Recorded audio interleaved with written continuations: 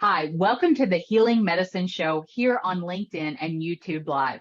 This show called Healing Medicine is one that we produce on Thursdays at 1 p.m. Central Time as part of the Healing Medicine newsletter. The vision for this show is to provide a platform for health and healing professionals to grow in their understanding and their practice of what it means to be true healers. We aim to provide healthcare professionals with resources and inspiration for both personal and professional development practices, especially those that are rooted in holistic health. We believe that the change in healthcare starts by focusing on the health and healing of the healthcare professional. So if you have a colleague who would enjoy this show, send them the link to subscribe to our newsletter so they can get access and get notified when we have new interviews coming out. Today's interview is one I am so excited to share with you. You're going to meet a fantastic person, Cathleen Elle. She is a transformational speaker, a master coach and healer. She's a visionary guide for people who have gone through sudden loss and are dealing with grief, especially around suicide. Kathleen, thank you so much for joining us here on the Healing Medicine Show. Thank you for having me, Blair. I appreciate it, and I look forward to our conversation. I absolutely do too. And it's fun to have these discussions because they're not always discussions that are commonly had in healthcare industries. The conferences that we go to, the continuing education hours. So I wanted to create something that gave us a vehicle to begin to discuss other methods of healing. So I want to start off by asking you the same question we ask all of our guests on this show, which is, what does healing mean to you? That's a loaded question. So healing means to me that it's a triad. It's the mind, body, and soul all together. I believe that the Eastern medicine and Western medicine blended together is what creates a good, healthy system. And so healing means, what do you put in your body? Who do you surround yourself with? Are you paying attention to how you talk to yourself? And specifically around grief, when traumatic events happen in your life, your cells retain that memory. We have more than 30 trillion cells. It goes from, depends on which study you look at, it's between 37 trillion, 50 trillion, 75 trillion. Who knows what the actual number is? But we have trillions of cells in our body. And we have the ability to heal our cells, our body, from the trauma that's being stored within there. And that is done through many modalities. For me, I do a lot of natural healing and using our body to guide us on healing our deeper traumas that we don't even know that patterns have been created.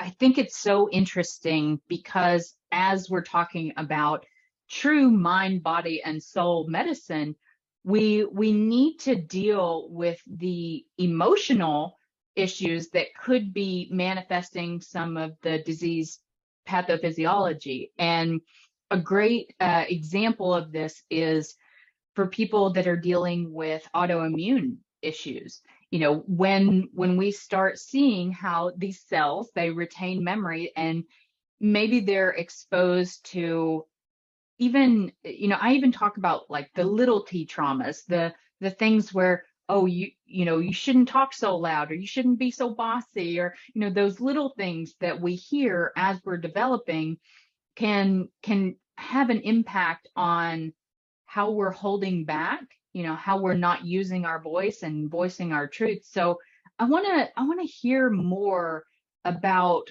what do you mean by natural healing, and what are some of the modalities that you're using with your clients to help kind of reset that cell memory? So primarily I work with parents who've lost a child to sudden loss, suicide, drug overdose, car accidents, and that's inclusive of the medical community as well. There's a tremendous amount of trauma that happens, and people take their lives. So the memory within your body, the cells, I'm just going to speak of the cells, the 37 trillion cells that are in your body, they remember the second that they had that traumatic experience happen.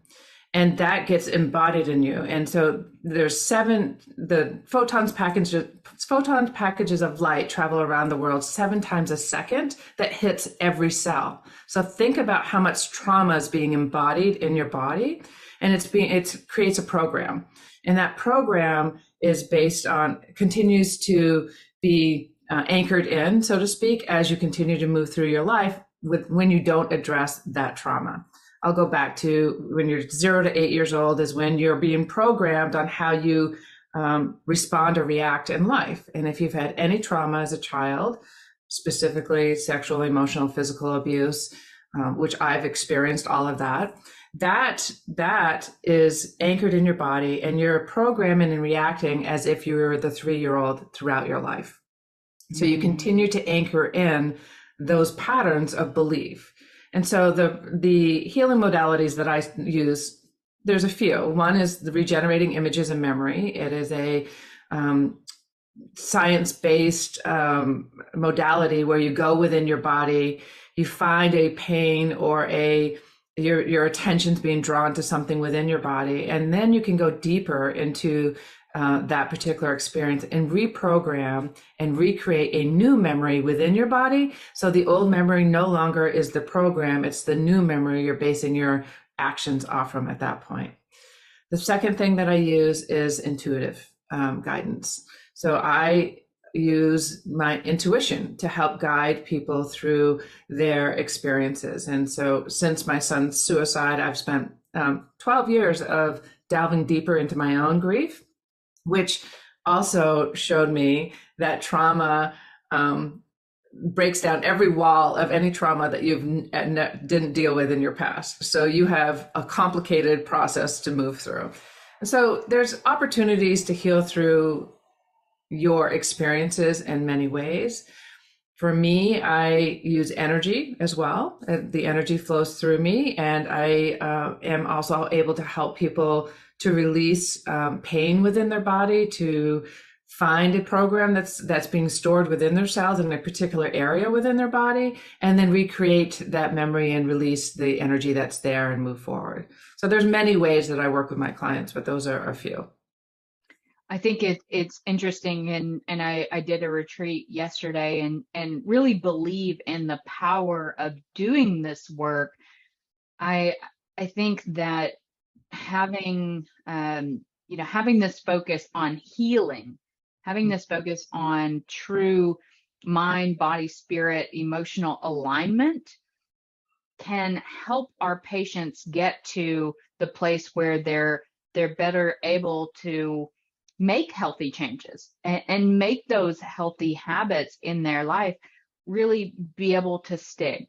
And so I love that you're talking about releasing pain and releasing that suffering and being able to move into a state of more aligned health and well-being. I want to ask you, because I think it's an important question to ask, as the healthcare industry is, in the United States, for example, this is American Pharmacist Month in October as we're recording this. And we're seeing more and more patients who are being put on pharmaceutical interventions. And the reason that I wanted to create this platform as a discussion piece was really to begin to rethink and give healthcare professionals other modalities of healing medicine that can be healing, whether it's talk therapy or it's the RIM techniques that you mentioned. What, in your opinion, Kathleen, needs to be healed in the healthcare system before we can really get to that place of mind, body, and soul healing? Well, that's a great question. It's a loaded question again, and there are many ways that I can go with that question. And the first I want to just say is that I think the American society has been programmed to believe that a quick fix is the best fix. And that is why I believe that one place that we can start to heal is our belief around the quick fix. The medicines are often blocking, from my perspective, blocking the underlying cause. They're really masking it, they're numbing it, they're creating a way so people can actually live. And I think and I do believe there's a need for that, because there are some people who are not willing to go deeper into their pain to deal with their emotional issues that they're carrying in their body. So I absolutely believe that the pharmaceutical has a place in society. However, what needs to be healed in our society is the thought process of a quick fix. That if we take a medicine, or if we drink alcohol, or if we overwork or overexercise, that's going to eliminate the pain that's in our body. But there's studies that show that that is not dealing with the underlying problem, and it only comes out in another way in another part of your body. And so all of this can be healed through dealing with your emotional pain. A lot of this can be. If I may, I'd like to just give an example of what I experienced recently in the last couple of years. I had some cells in my right breast that they said were pre-cancer cells. Now, that's another way that we can talk about is the language in which we use pre-cancer cells or abnormal cells. What do you want to call that? It's all about how your mind receives the wording in which that we take that. I went through many tests. The surgeon suggested that I actually go in and take those cells out of my body. And my body was telling me, no, don't do that. That's not the way to go. At least try this route first. And so I chose to do a detox. I chose to go into the emotional issues that might be there. I chose plant medicine from the indigenous community. So where I could become aware of the emotions that I was holding in my right breast. I chose a different way. And with that, I also chose to go get a mammogram twice a year for 2 years. So where I was on top of it, so I didn't just ignore it. So it's really a blend of the multiple options, the infinite possibilities. And by working through the natural way, for me, those cells have been eliminated. They are no longer there. I have the marker there. I'm following the process, the Western medicine's process, and I'm also utilizing what I know works best for me. So one size fits all is not the answer. People need to start educating themselves so where they don't give their power away to those who are in the medical field. Now, the medical field has the education. They absolutely know what they're talking about. I absolutely believe that it should be a partnership with their doctor and themselves to find out what works best for them. So there's many places that we could be healing in the medical community. And primarily it stems from individuals giving their power away. Mm-hmm.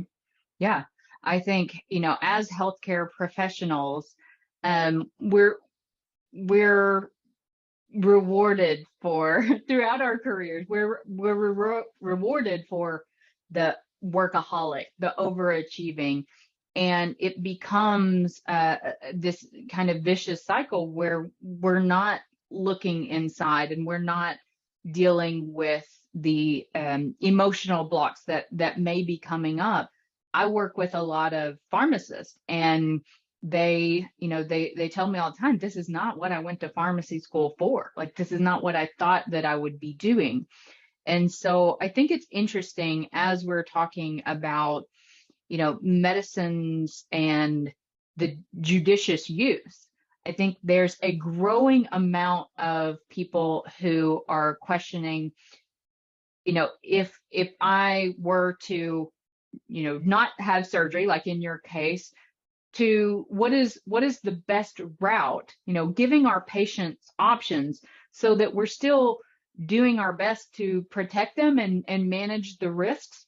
But it's also about balance, because I think as pharmacists, and I'm just speaking for myself, I have such a healthy respect and near reverence for those medicines that there's definitely a time and a place where those should be used.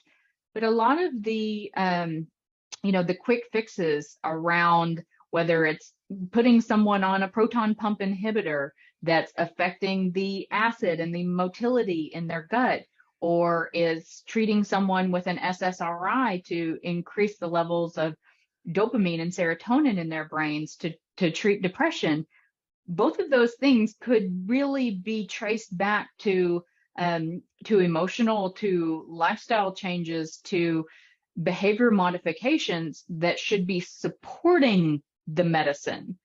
And I definitely agree with you about getting more intentional with the way we're speaking to patients, not using the clinical jargon and the precancerous cells and some of like the being able to talk in terms that our patients can understand, but also feels empowering to them.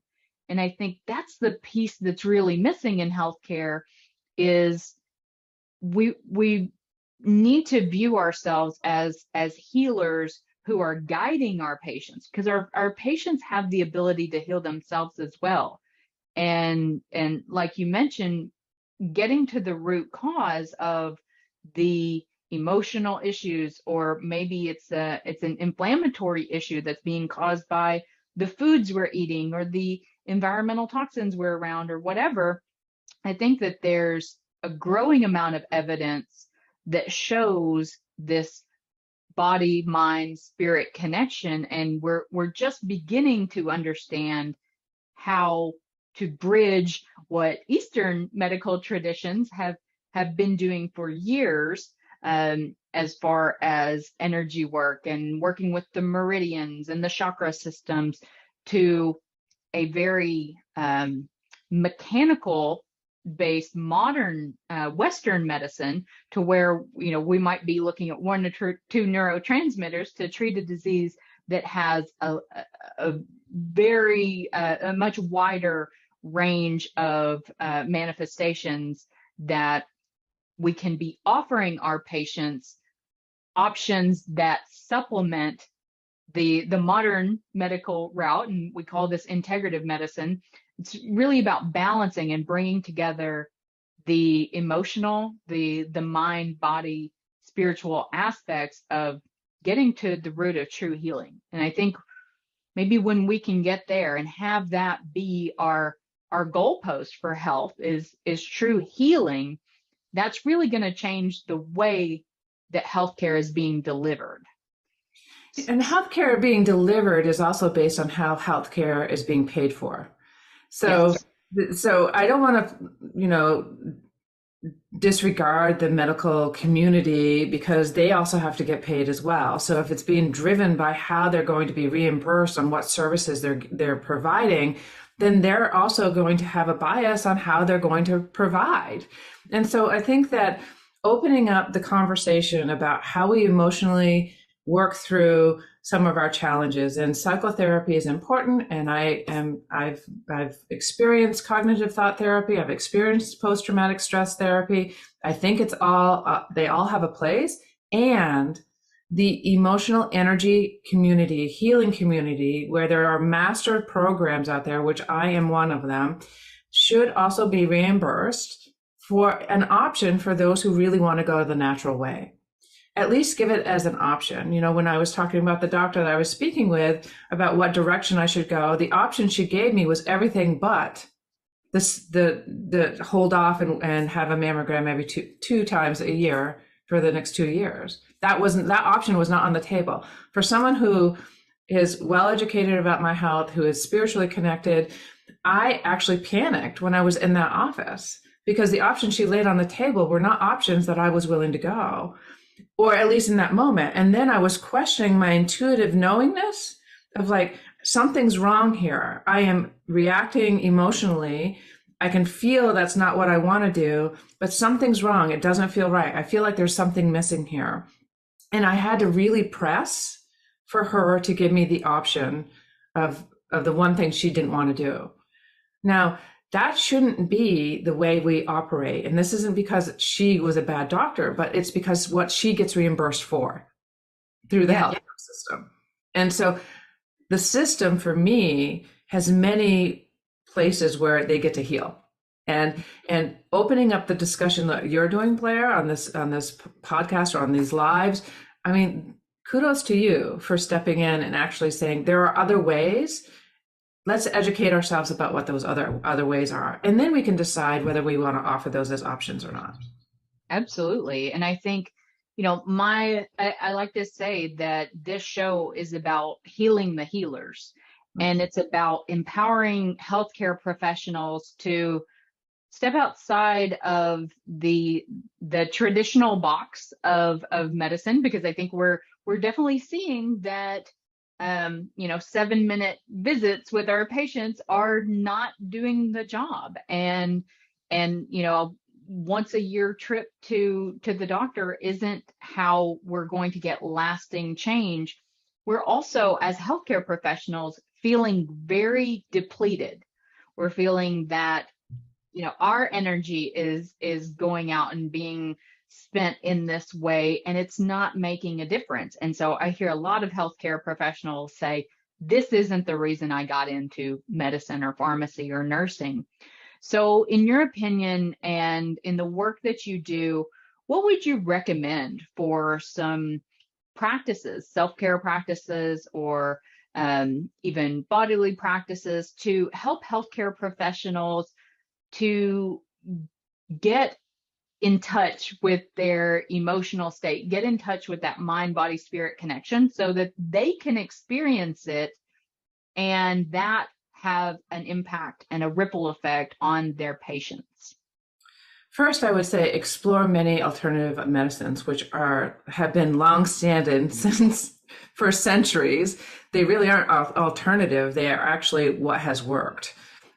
So for them, my first comment would be, you can only heal someone to the ability that you're healed, and to the place that you're healed. And if you are overstressed and maxed out and feeling like you don't have enough time, and let's face it, we just went through a pandemic, and the medical professions have been slammed for years now around the pandemic. And the first thing that we do is push people onto medications to deal with their anxiety and depression.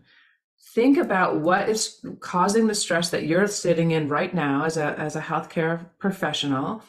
Where are you stressed, and how can you address it? Because it's individually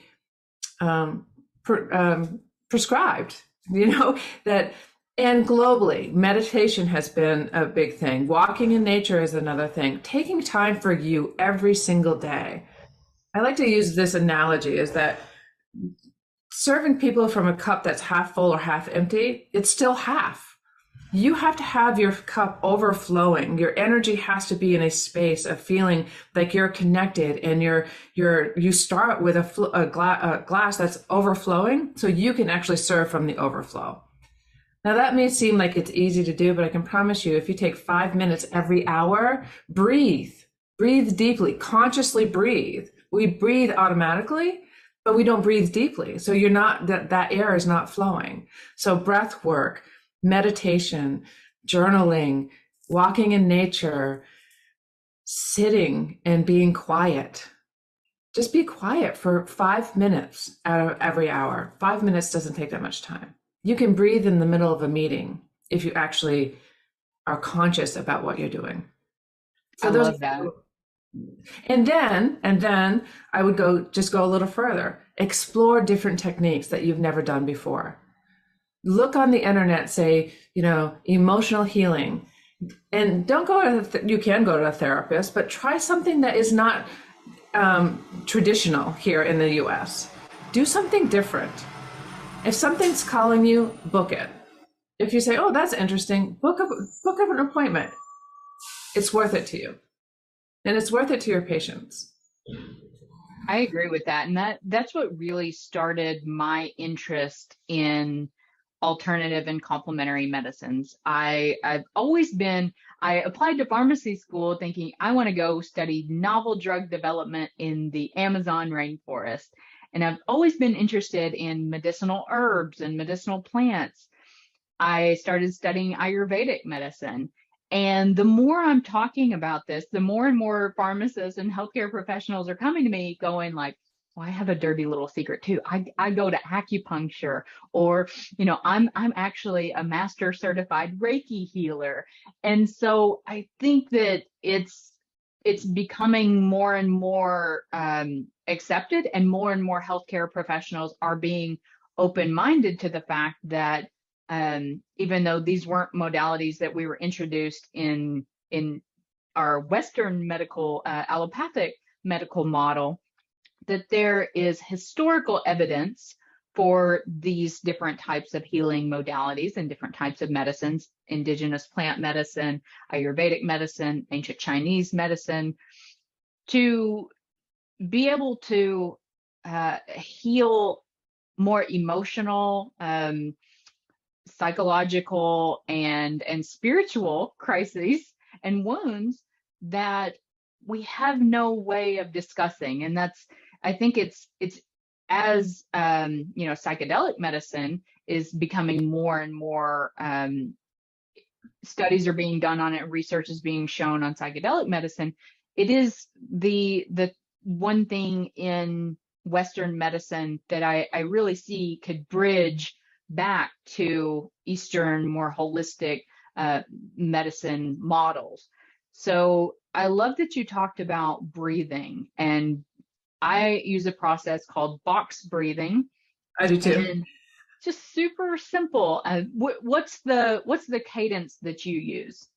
Well, there's a few different ones, but the one that's easiest to explain is the 4 by 4 by 4 by 4. So you breathe into the count of 4, you hold it to the count of 4, you release it to the count of 4, and hold it to the count of 4, and do that 4 times in a row, 4 times a day. Yes. That's easy. There's another one where it really starts to decrease your anxiety in your body. If you breathe in to the count of 4, hold it, release it to the count of 8, hold it to the count of 7. Okay. So breathe 4, in to the count of 4, hold it to the count of 7, release it to the count of 8, hold it to the count of 7. So you're breathing in only to the count of 4, you're releasing to the count of 8, and you're holding it to the count of 7. So that really decreases your stress. It brings you back into your body. And, the other thing that I just want to mention is that the plant medicines are real. The psychedelics, that's all true. They all matter. You can get to the bottom of the emotions pretty quickly with plant medicines. I will say that our professionals, our CEOs, our doctors, our athletes, the people who are really expected to perform at a very high level, they're taught, their programs have been they're embodied to not feel. Their programs are to produce and to keep going. The one thing that you need to do in order to really be healthy in your mind, body, and soul is to feel your emotions, to feel your anger, to feel your shame, to feel whatever you need to feel. And by breathing, it brings you back into your body. So to bring it back to the breath, it does bring you back into your body. So where you can actually feel what's happening in your body instead of pushing it aside or ignoring it or burying it, because it will come out in your body in another way. Absolutely. And I do believe the physical manifestations of this constant stress are what we're seeing: burnout, anxiety, depression, increased suicide rates for healthcare professionals. This is what we're seeing, this kind of constant achievement focused, workaholic, work until you have nothing left to give. And, and then what? How do we, you suffer? Yes. You suffer, and your family suffers, and your patients suffer. Just bring it back to Aaron Rodgers. He has been the MVP for the last 3 years, I think. And he started to feel his feelings through psychedelic journeys. So he started to do plant medicines in the indigenous community. And I know that's not for everybody, but there is an alternative. And how do you get in touch with what's actually happening with you emotionally? And how can it make you a better person overall? I love that. The more I think we can get out of our own heads and get into our bodies and be first, in order to connect with other people, in order to connect with our patients, we have to be able to connect with ourselves.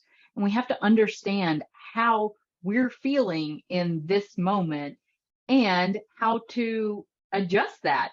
If we're going into a meeting and it's like, oh, I don't want to be in this meeting, then before entering it, just taking a few minutes to breathe and saying, well, what energy do I want to bring into this meeting?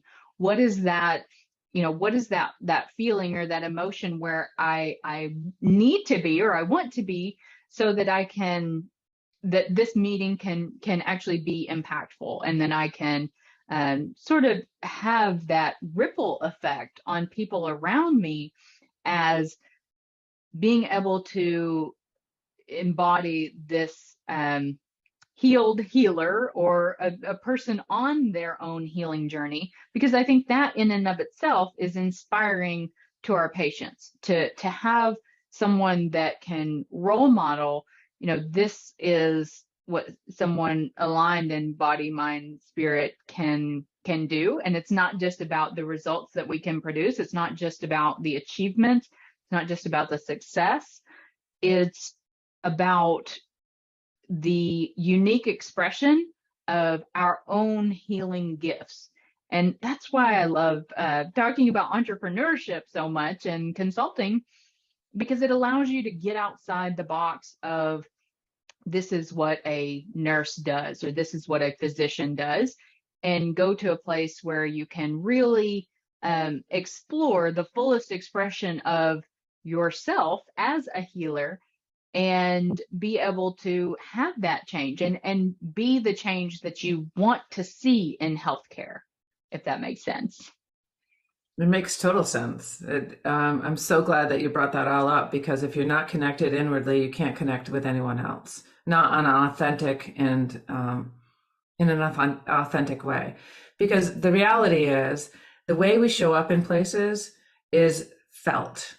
Energetically, our energy enters into the room before we actually even enter into that room.